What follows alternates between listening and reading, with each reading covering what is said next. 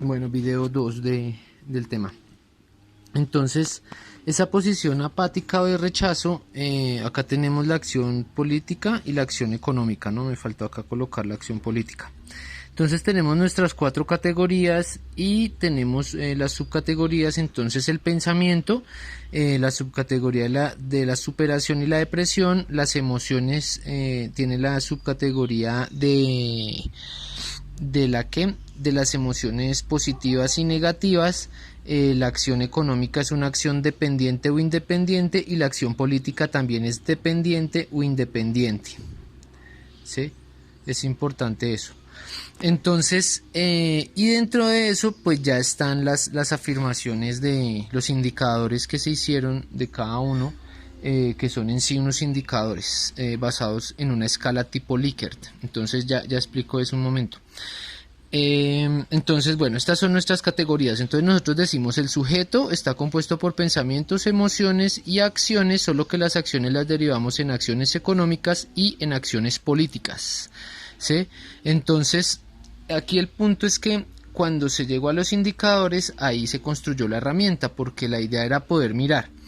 Por ejemplo, si el sujeto, la escala, se utiliza una escala tipo Likert para indagar la percepción de los sujetos respecto a determinados temas. Esto es una herramienta de psicología. Y la escala tipo Likert lo que hace es que le pregunta a las personas una frase o les dice una frase y espera la respuesta de esas personas en relación con esa frase, con una afirmación. Entonces, por ejemplo, se les preguntaba a las personas si se sentían seguras. Entonces podemos, vamos a ir punto por punto, no sé si sirva hacerlo así para mirar. Entonces, respecto, digamos, al pensamiento, tenemos los pensamientos, ¿sí? Y tenemos el pensamiento de superación.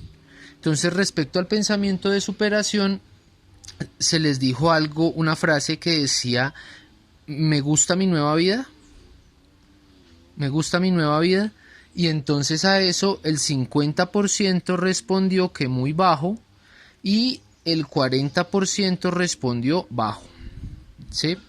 Con respecto al pensamiento de depresión, entonces se les preguntó, por ejemplo, si una frase que salió mucho en las entrevistas y por eso se colocó en la entrevista, o sea, cuando se habló libremente con las personas, salían ese tipo de frases que son un poco hasta ofensivas, pero es la realidad de lo que pasó.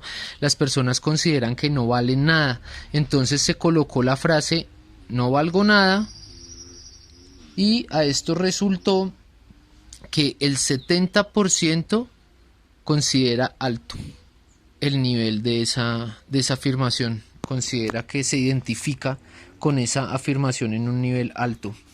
Y bueno, esto le permite a uno notar más o menos en torno a qué están girando los pensamientos de las personas. De la misma manera, se hizo entonces con las... acaban los pensamientos, vamos a mirar acá las emociones. Entonces, con respecto a las emociones, digamos, las emociones positivas, por ejemplo, se les preguntó ¿qué tan seguros se sienten? Se les preguntó sobre la seguridad. ¿Se sienten seguros?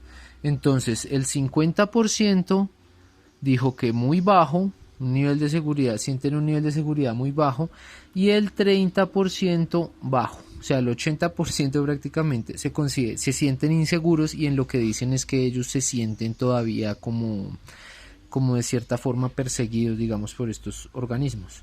Con respecto a las emociones negativas, entonces se preguntó, por ejemplo, si las personas tenían miedo, y el 75% tienen un nivel alto de miedo, ¿sí? Y aquí es donde empiezan a aparecer las contradicciones interesantes, que son los resultados, los aportes que finalmente surgen, y es que se les preguntó sobre la venganza. Y contrario a las otras emociones negativas, esta emoción negativa, el 100% lo tienen en un nivel muy bajo. Consideran que no han pensado en vengarse y que esos sentimientos han tratado de alejarlos al máximo de su ser. O sea que hay como una reversión de cierta forma, o no sé, como un retroceso de esta emoción negativa a esa emoción positiva. y desde nuestro punto de vista la dominación estaría marcada sobre todo por el ejercicio, digamos, de incidir en los pensamientos de depresión, en las emociones negativas y en las acciones políticas dependientes, ¿sí? Entonces, vamos a cruzar por acá la hoja. Entonces, en nuestra asociación es la siguiente. Tenemos la palabra dependencia y la palabra independencia, que son los dos opuestos que nos propone Antonio García. Entonces, asociamos la dependencia con los pensamientos de depresión, con las emociones negativas y con las acciones dependientes, tanto políticas como económicas.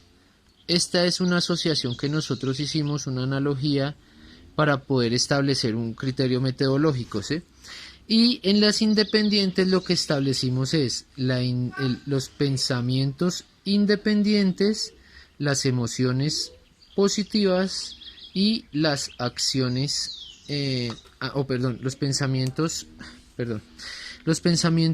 de superación, las emociones positivas y las acciones independientes tanto en lo económico como en lo político, ¿sí? Esto es la base sobre la cual se construyó la metodología, porque, o sea, la metodología de investigación concreta, porque aquí es donde surge la forma de hacer una interrelación. A mayor, siempre tenemos un punto que es a mayor de esto, va a haber menor de esto, ¿sí? Entonces, a mayor cantidad de pensamientos depresivos va a haber menor cantidad de pensamientos de superación y así sucesivamente. Y esa es la interacción. Pero entonces, en este flujo de cosas es donde surge una contradicción, porque efectivamente todo da como que el pensamiento depresivo está asociado, por ejemplo, con la emoción negativa. Pero, por ejemplo, aquí es donde en la emoción negativa, por ejemplo acá, que debe ser la venganza, se reduce totalmente al punto que parece una emoción positiva. O sea, de la venganza que sale acá, realmente notamos que las personas tienen resiliencia. Son resilientes en relación con la venganza cuando se les pregunta sobre eso. O sea, reaccionan diferente a como se esperaba que reaccionaran, ¿sí? Y con respecto a las acciones económicas y políticas, con respecto a la acción económica, son totalmente dependientes, o sea, la mayoría dependen del subsidio del Estado y no tienen como una perspectiva respecto a mejorar su situación económica. Y con respecto a lo independiente, se nota es en lo político, o sea, lo económico, digamos que es muy bajo, un nivel de independencia muy bajo, pero en lo político existe ya un nivel de independencia que se genera justamente en la participación que ellos tienen en organizaciones de víctimas. O sea, ellos no participan en partidos políticos y en muchas ocasiones se demuestran apáticos, pero hay políticas de víctimas. Pero hay una relación importante en el hecho de que ellos sí hayan participado en organizaciones políticas de víctimas, de tal forma que encuentra uno una relación acá entre esto, entre un ejercicio como de resiliencia y de un intento de organización, pero en torno a su objetivo político, que es, digamos, la defensa de sus derechos, puede ser, la defensa de los derechos, recuperar la tierra, puede ser, digamos, como los objetivos de este grupo, y esto generaría un viso de cómo este sujeto víctima se va perfilando lentamente, se puede ir perfilando como un sujeto político autónomo. O sea, libre de la dominación del grupo hegemónico. Ya no es un problema social que depende de ellos, sino que se instituye como un partido político, algo así como lo que hizo la izquierda. Entonces lo que nosotros podemos ver aquí como resultado es que finalmente o sea, este fue el resultado, este fue el hallazgo interesante, que se estaba preguntando por unos puntos y no dio el resultado esperado.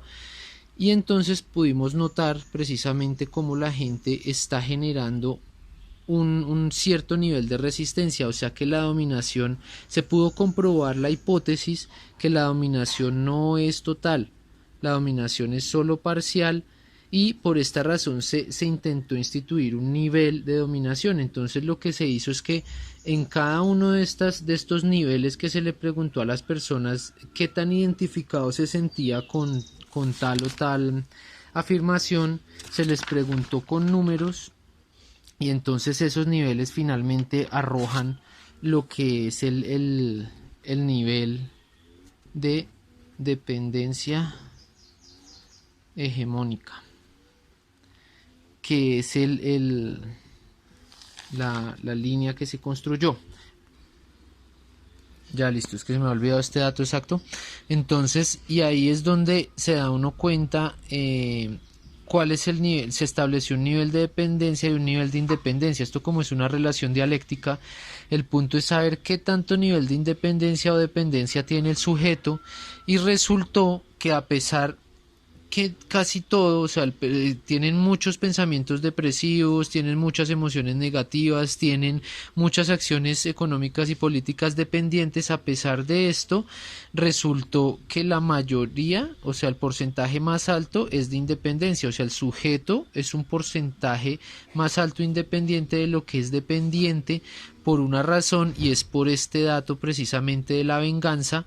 El nivel de venganza de 100% muy bajo lo convierte en más independiente, y por el hecho de participar activamente en organizaciones que la mayoría han participado y les interesa participar en este tipo de organizaciones para defender esos derechos de ese sujeto, quiere decir que el sujeto está en un camino más claro hacia la independencia, que hacia seguir en el rol de la dependencia, ¿cierto? O sea que esto nos puede dar, ¿cómo se dice?, como perspectivas de futuro respecto a qué puede pasar con este sujeto. Entonces este sujeto tiene varias probabilidades. Lo primero es que lo primero sería una perspectiva negativa, por ejemplo, que esto se puede reversar y el sujeto pierda